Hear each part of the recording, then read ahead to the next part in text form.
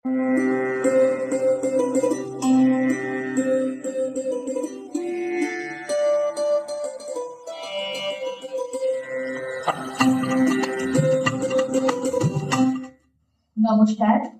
শুভ সন্ধ্যা। আপনারা দেখছেন dreams entertainment প্রযোজিত ফ্রেন্ডস টিভি নিবেদিত আপনাদের অতি প্রিয় অনুষ্ঠান ফ্রেন্ডসের সাথে জলসাতে। আজকে আমরা যে পর্বটি নিয়ে আপনাদের সামনে এসেছি সেটি প্রসঙ্গে বলা যায়, আমরা কিন্তু রং তুলি দিয়ে শুধুমাত্র ক্যানভাসের উপর আঁকি না, সেখানে আমাদের মনের ভাব, অনুভূতি সবটাই প্রকাশ করি। যে কথাগুলো আমরা বলতে পারি না, একজন শিল্পী কিন্তু অনায়াসে রং তুলি দিয়ে সেই কথাগুলোকে তার ক্যানভাসে ফুটিয়ে তোলেন। আজকে আমরা আমাদের মধ্যে এক গুচ্ছ সেই উদীয়মান প্রতিভাকে পেয়েছি, যাদের নিয়ে আজকের পুরো এপিসোড। কিন্তু সবার আগে একজন ছোট্ট এবং অবশ্যই খুব স্পেশাল একজন বন্ধু আমাদের সাথে আছে। আসুন তাকে স্বাগত জানাই। বলো, তুমি কেমন আছো? ভালো আছি, তুমি ভালো আছো? একদম, আমিও দারুণ আছি। তোমাকে দেখতে আর এত জিনিস সাথে দেখতে পেয়ে আরো বেশি দারুণ লাগছে আমার। তোমার নামটা বলো। আমার নাম ময়ূখ নন্দী।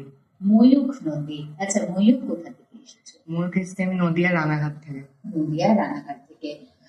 যেরকম বলছিলাম, আপনারা বোধহয় ওকে দেখে এবং ওর সামনে এতগুলো জিনিস থেকে বুঝতেই পারছেন ময়ূখ কিন্তু একজন আর্টিস্ট, তাই তো? শিল্পী। আচ্ছা, ময়ূখের এই সব কথা আমরা শুনবো, কিন্তু তার আগে এই যে বারে বারেই বলছে এত জিনিস নিয়ে এসছে, আমি একটা পেপার কাটিং দেখতে পাচ্ছি। আমি এইটা বন্ধুদের দেখাই।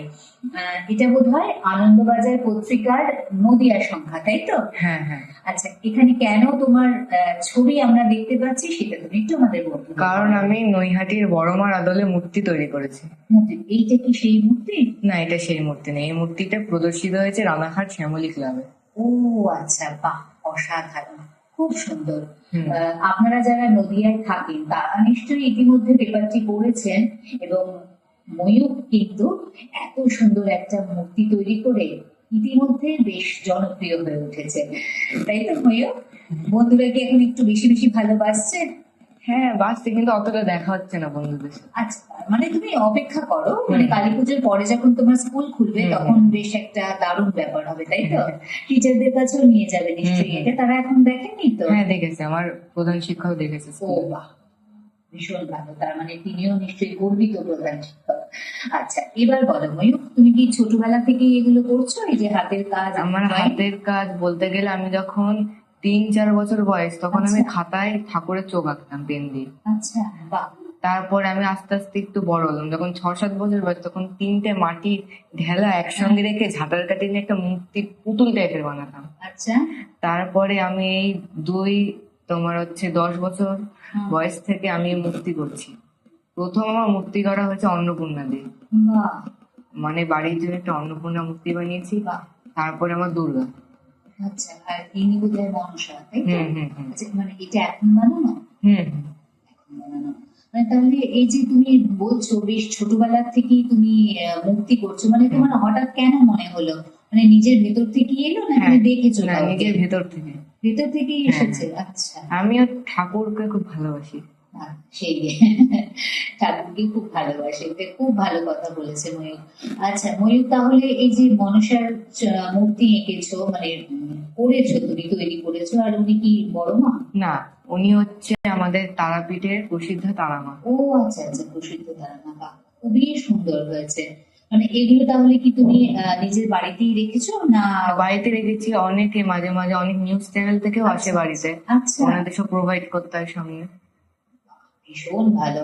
মানে আজকে আমিও একজন গর্বিত সঞ্চালিকা যে এত মিষ্টি এবং ছোট্ট একজন মানুষ, যাকে কিনা সবাই ইন্টারভিউ করতে আসে, তার হাতের কাজ সত্যি অনবদ্য, বলার কিছু নেই। আচ্ছা, তুমি একটু তোমার এই ড্রয়িং গুলো আমাদের দর্শকদের দেখাও। বলো, সবগুলো তুলে নাও।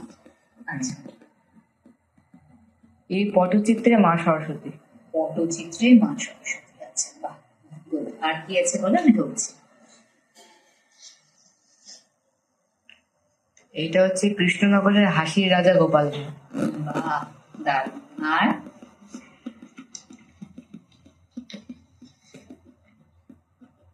এটি অন্নপূর্ণা দেবী, যে তোমার হচ্ছে মহাদেবকে পরমান্ন দান করছেন। আচ্ছা, আর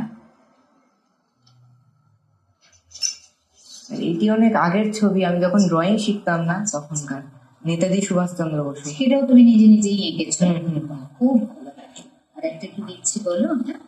এটা কোলাজ, কাগজ কুচি কুচি করে কেটে তৈরি। খুব সুন্দর, দারুণ দারুণ, খুবই সুন্দর। আর এখানে প্রচুর মেডেল দেখছি, এই মেডেল গুলো কোথা থেকে পেয়েছো তুমি?